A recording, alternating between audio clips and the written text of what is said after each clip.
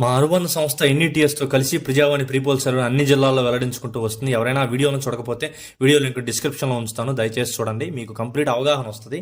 ఇంతకుముందు మేము చేసిన సర్వేలో కూడా 100% యాక్యురేట్ రిజల్ట్ ఇచ్చాము, దాని గురించి కూడా ఒక వీడియో చేసాము, దయచేసి చూడండి. తర్వాత ఉమ్మడి కడప జిల్లాలో 10 అసెంబ్లీ సెగ్మెంట్లు ఉండే ముఖ్యమంత్రి జగన్మోహన్ రెడ్డి గారి సొంత జిల్లా గురించి చూద్దాం. ఇక్కడ మొదటగా బద్వేల్ అసెంబ్లీ నియోజకవర్గంలో దాసరి సుధా గారు వైసీపీ అభ్యర్థిగా, బొజ్జా రోషన్న గారు బీజేపీ అభ్యర్థిగా పోటీ చేయబోతున్నారు.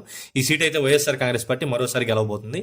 రాజంపేటలో అమర్నాథ్ రెడ్డి గారు వైసీపీ అభ్యర్థిగా, సుఖవాసి బాలసుబ్రహ్మణ్యం గారు టీడీపీ కూటమి అభ్యర్థిగా ఉన్నారు. ఈ నియోజకవర్గం అయితే కీన్ కంటెస్ట్ ఉంది. ఇక్కడ పోల్ మేనేజ్మెంట్ కానీ తెలుగుదేశం పార్టీ బాగా చేసుకోగలిగితే తెలుగుదేశం పార్టీ గెలుస్తుంది, లేకపోతే వైసీపీ కైవసం చేసుకుంటుంది.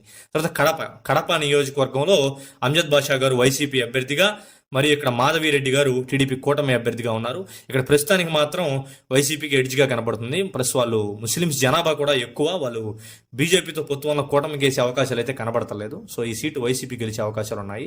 తర్వాత రైల్వే కోడూరు నియోజకవర్గంలో శ్రీనివాస్ గారు వైసీపీ అభ్యర్థిగా, మరియు ఆరణి శ్రీధర్ గారు జనసేన పార్టీ అభ్యర్థిగా ఉన్నారు. ఈ సీట్ అయితే వైఎస్ఆర్ కాంగ్రెస్ పార్టీ కైవసం చేసుకుంటుంది.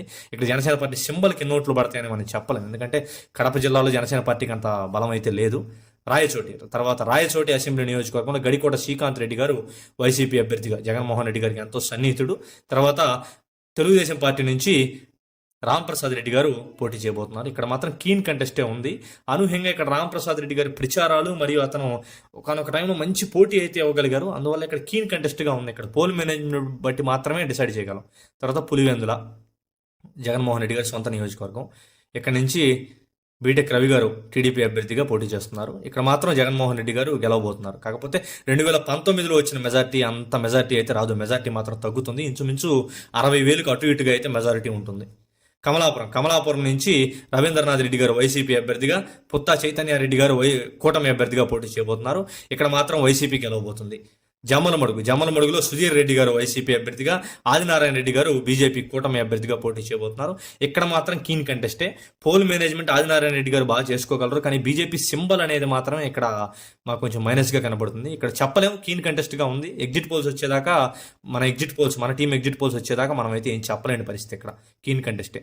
పొద్దుటూరులో రాచమల్లి శివప్రసాద్ రెడ్డి గారు వైసీపీ అభ్యర్థిగా, ఇక్కడ వరదరాజు రెడ్డి గారు టీడీపీ అభ్యర్థిగా ఇక్కడ పోటీ చేయబోతున్నారు. ఇక్కడ రాచమల్లి శివప్రసాద్ రెడ్డి గారి మీద వ్యతిరేకత ఉన్నప్పటికీ కూడా వాళ్ళు జగన్మోహన్ రెడ్డినే చూస్తున్నారు. ఇక్కడ యాంటీ ఇన్కంబెన్సీ ఇవన్నీ అక్కడ మైనస్లని చెప్తున్నారు వైసీపీవి, కానీ ఎండ్ ఆఫ్ ద డే వాళ్ళు ఓటు ఎవరికంటే వైసీపీకి మాత్రం చెప్తున్నారు.